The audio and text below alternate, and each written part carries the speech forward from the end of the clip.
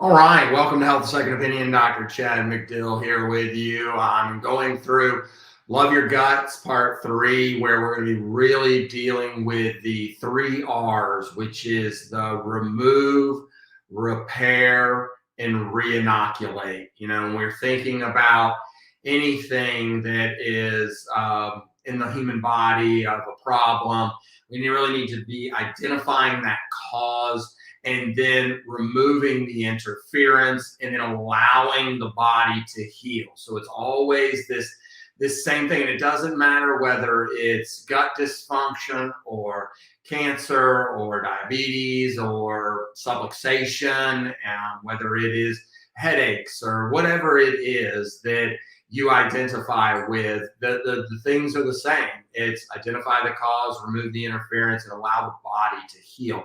So removing the interference, first thing, remove what's causing the gut to stop healing. And so when we think about the things that are really, really essential to us removing, or getting rid of those bad bacteria and getting rid of the things that are causing us to not be able to heal. And so what is that for you? Is it bacterial overgrowth, yeast overgrowth? Is it parasites? Or is it the elimination diet that really needs to take place?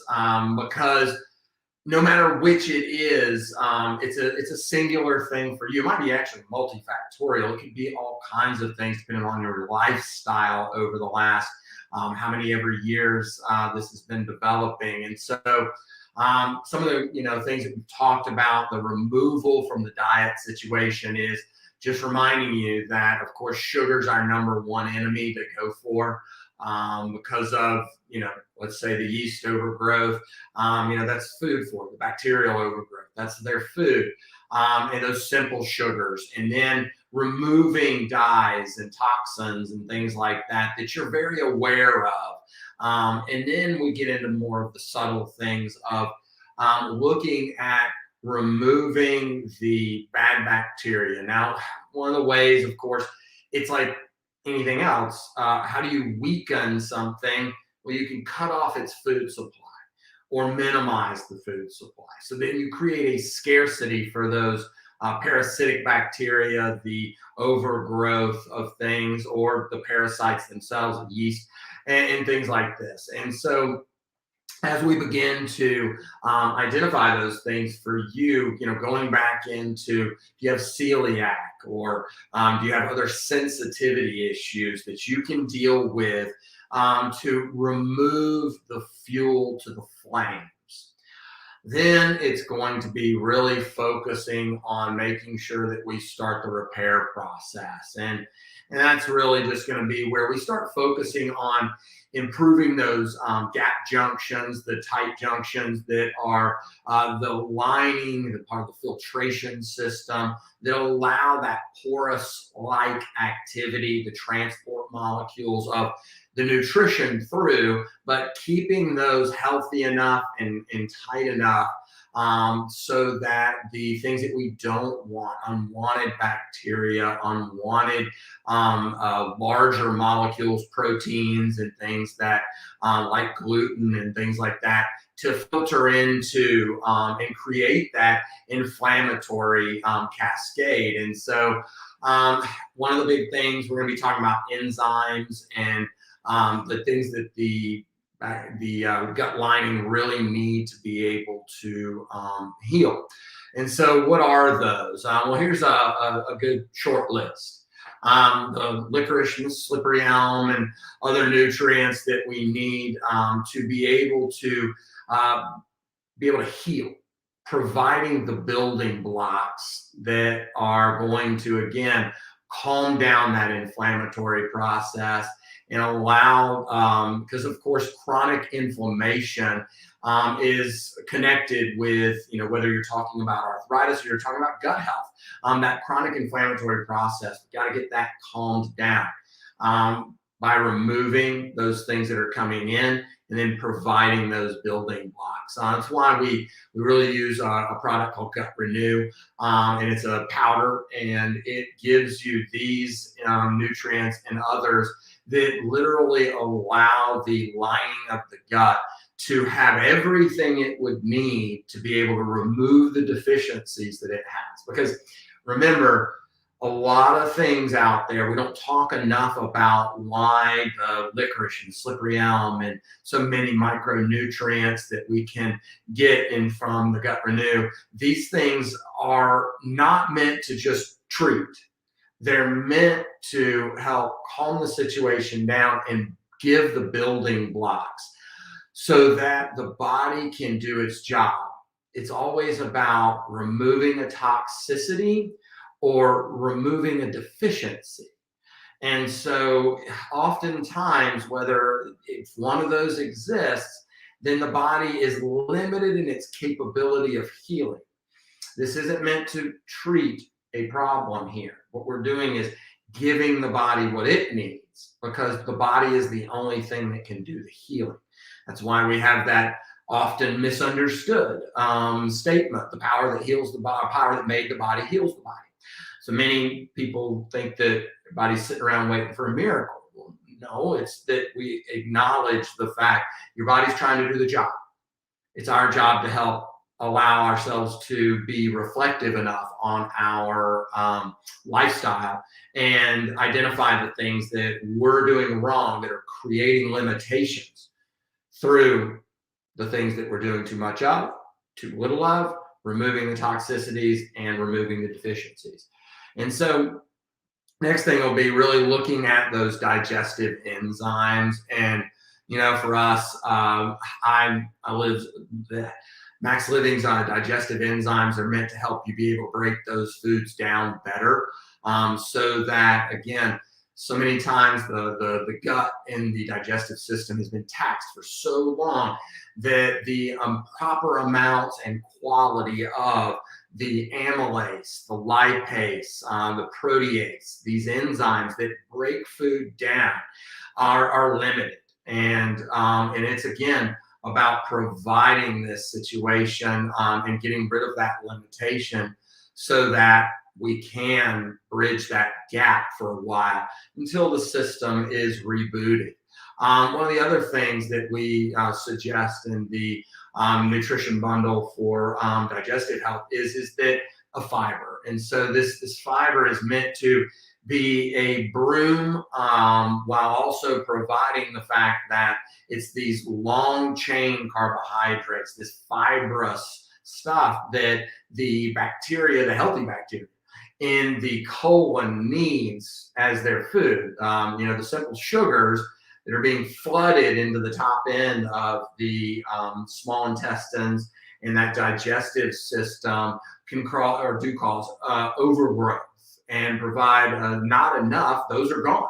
They've been consumed and are being consumed throughout the intestinal tract if they're there.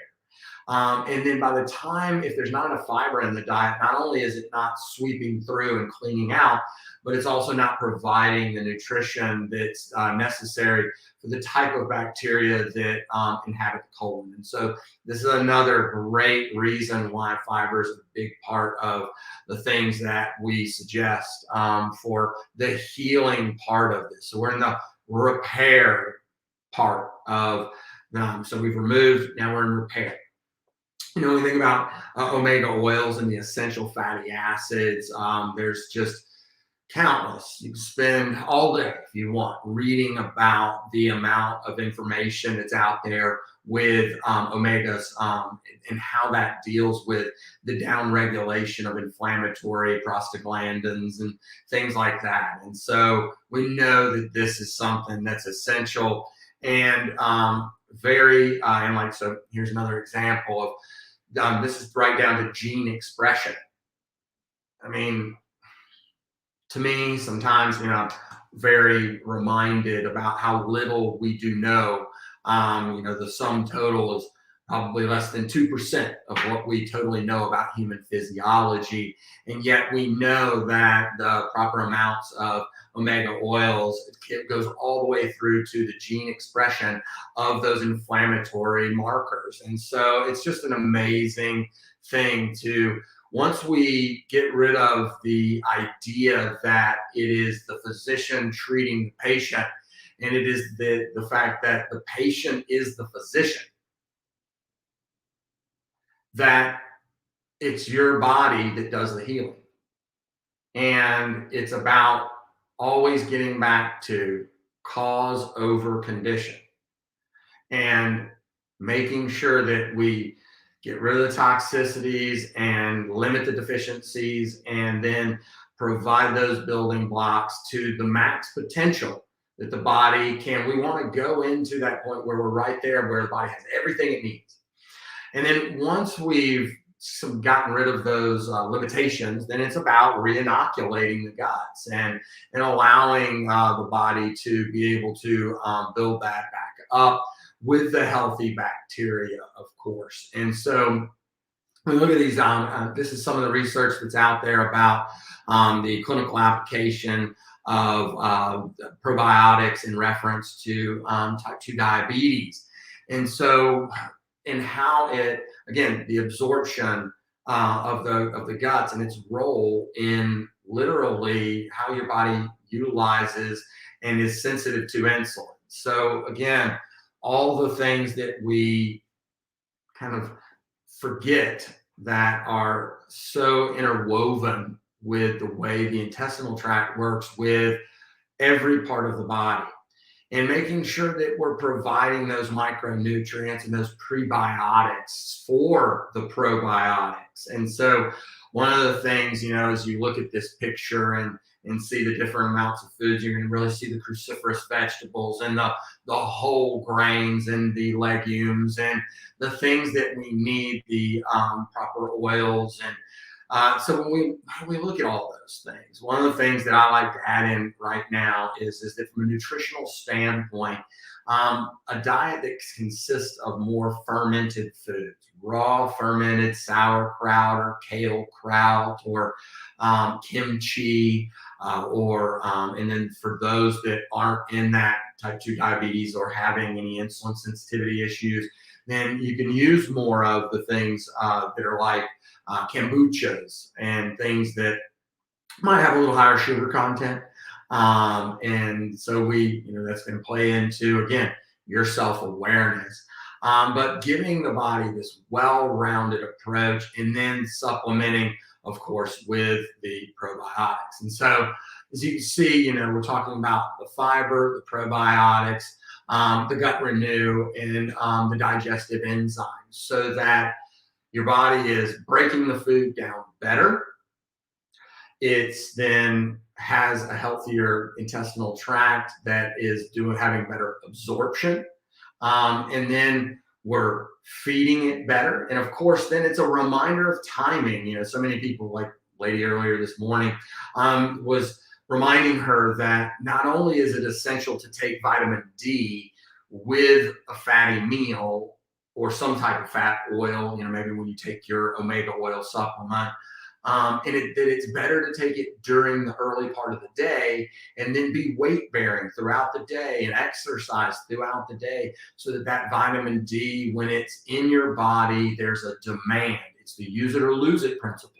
And that we combining all of this thought process to say, for her, it was osteopenia as a concern. And so when her vitamin D levels are going up and it's right there in the bloodstream, everything's ready, and that she's putting the demand on her body that says, hey, I want you to use it in this area and build up my bones, because it's the law of supply and demand and the use it or lose it. So her body needs, that's one aspect of this. When we're talking about in gut health, what you want to do is make sure and take your probiotic at the opposite end of the spectrum from your fiber, because you want that fiber going through and cleaning things out, and then you want to re-inoculate. So this is another timing situation where you don't want to be taking the probiotic with your fiber.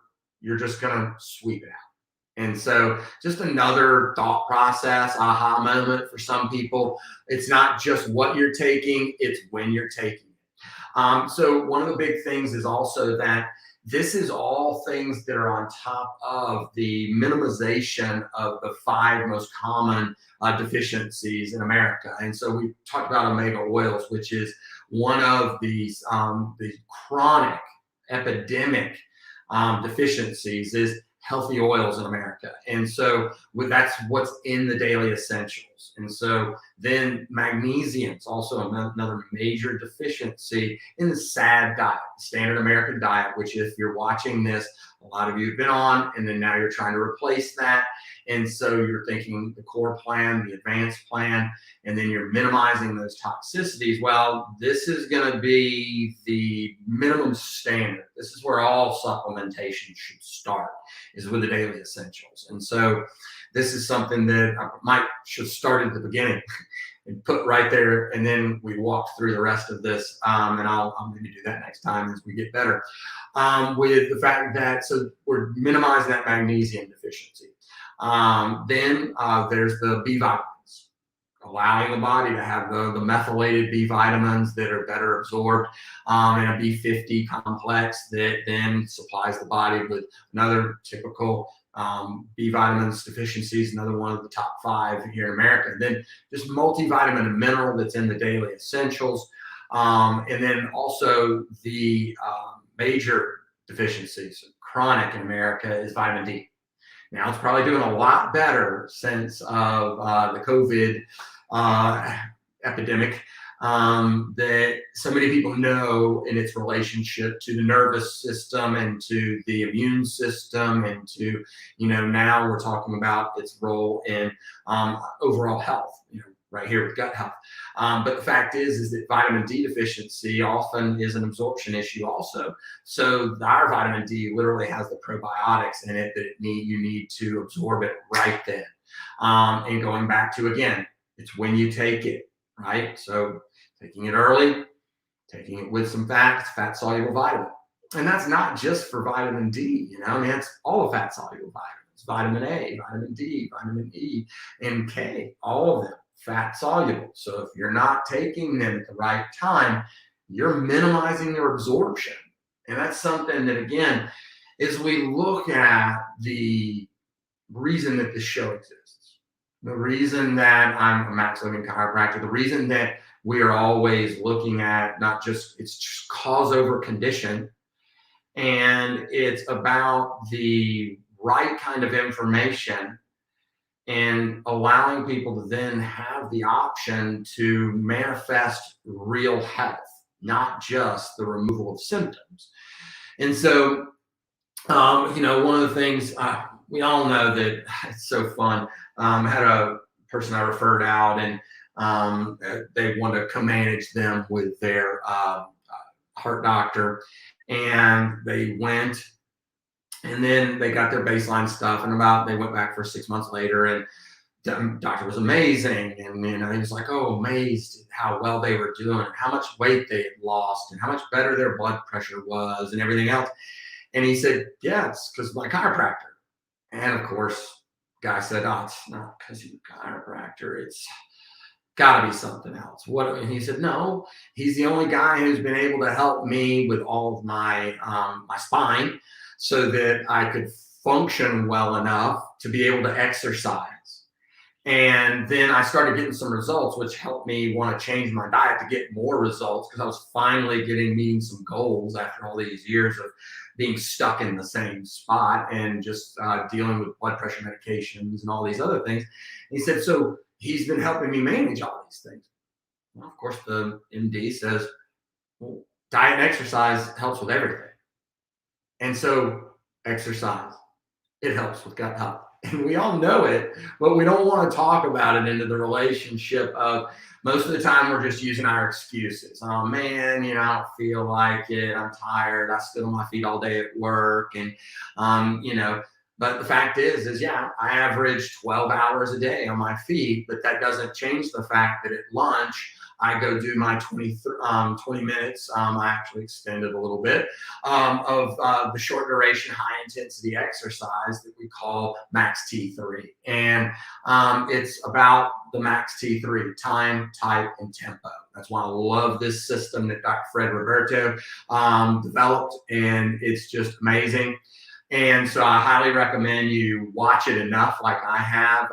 It's a digital download now, and you can go to maxt3.com, get it, download it, put it on your phone, put it on your whatever. I've now at this point memorized several of the workouts, and I just go out to the 4 fields and work out outside in the fresh air, in the sunshine, and as much of the year as I can. And I know the routines. Right. So until you've watched it enough, following along, dealing with beginner, intermediate, or advanced, depending on your current health status and exercise regimen, but it's going to improve all of your body, including the blood flow, the stress levels, the hormone levels that are going to allow your guts to improve their function. Plus, any of the levels of toxicity that are going on.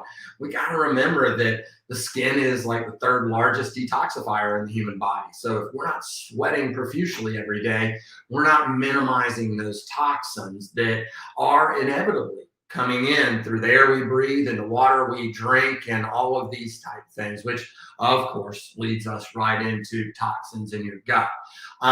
You know, Bayer just lost the major lawsuit with glyphosate and Roundup, and looking at how its role in blood cancers and leukemia and lymphomas and all these things. And so, but we don't talk about how devastating it is to the guts as it's being absorbed and passed through. Another one is BPA. Plastics, of course, I hope you're already minimizing your toxin exposure through minimizing plastics. You're not drinking plastic bottled water, and you're not drinking out of Nalgene bottles, and you're switched over. Hopefully your food storage is minimizing that through going into Pyrex glass and cooking with stainless steel and cast iron, and that you're doing all of these things to minimize what's coming in through your guts. And we want to be very aware of the fact that some of the major pathways are these phase 2 detoxification. And I have to jump ahead due to time and look at one of the biggest things that we can do is look at one of the major detoxifiers for the whole body, but intestinal system too. Storehouse of the liver is the glutathione. And so I personally use a sublingual glutathione from Designs for Health that you can get on our website and order. And so I've used that along with Pro NAC, which is the building blocks for building up glutathione. You got to have enough of those sulfur-based amino acids, cysteine, and things like this. So you get those in your nutrition from your cruciferous vegetables. So upping again, hey, not only was the cruciferous vegetables on the slide of foods to eat for gut health, but it's also about supplying you the building blocks for the major detoxifier through the liver. And so a lot of people are wondering, where am I supposed to be getting all these toxins and things? Well, I mean, a lot of cleaners and things at work, and things like the fire retardant chemicals and the things like that we're absorbing through our skin, and then is getting into the liver, is having to detoxify those things that we breathe in. Again, it's about the body's ability to detoxify that and putting that extra demand onto the liver. One of the things is that we can never get past the mindset aspect of all of these things. One of the things that for your intestinal tract, there's so many of us, and we've all done it, especially if you have kids. You worried yourself sick. And we know that old statement, but the fact is that this gut-brain axis and cortisol and the levels of dopamine and serotonin that are coming from a healthy gut. If it's not, you're not having enough. And this gut-brain axis is playing back and forth. Is that you can't really manage your stress. You have to look at trying to produce more peace. And so I love this peace management, producing peace. Focusing on the positive outcome is better than trying to work on the negative. I think that one of the biggest things also that's a big miss for a lot of people is that structure function connection between the nervous system. If you have a sick, let's see here, if I can move in the right direction. There we go. If we have an unhealthy spine and an unhealthy nervous system, whether it's the top of the neck where vagus is controlling the top part of digestion, or whether or not it's in the lower spine where we're talking about elimination control of the parasympathetics in the coming out from the spine into like the superior mesenteric ganglion and controlling our bowels and organs of reproduction and things. So if no matter what, unhealthy spine, unhealthy nervous system equals an unhealthy person. And so again, it's always, where are you at? Have you even ever measured it? If not, that's probably a first stop for any person, because it's going to affect every single thing else that you're going to do. It's going to affect how well you can deal with the nutritional changes that you take in, how much the peace management works, how much all of these things, because that is the connection. And so I hope that people will really, or you will, take the time to dive right into your action steps. What are you going to do? Make your plan, then work your plan. All of these things, remember, it's an action step. It's what can you implement, whether it's the nutritional things from the Gut Health Bundle, whether you're going to start by just minimizing the typical deficiencies that most people have after years on the standard American diet, because this is about max living. It's about not just the brand, not just, it's about what we stand for. And it's about the concept of living life to the max, your maximum potential, so that you can get the life in your years and more years of life. So we'll see you back here next time here on Health with Second Opinion. We've got a new workshop coming up. It's going to be on immunity. Everyone might have forgotten, it's October and everyone's caught up in all these other aspects, but we've got to get back to the fact that last year alone, we lost over 600,000 people to cancer. And the role of immune system in cancer prevention, and how to maintain a healthy immune system, and really to create a lifestyle that supports that. And so next installment will be us talking about the immune system. And we've got a workshop on the 26th right here at Chiropractic Care in Trenton, Georgia. And that'll be on the 26th, Tuesday night at 6:30. And you can, let's see if I apologize. Here we go. You can text immunity to that number. And if you text immunity to that number, we'll reply back and save you a seat for the workshop, 6:30 on the 26th, right here at Chiropractic Care. Hope you have a blessed and wonderful week, and we'll see you back here.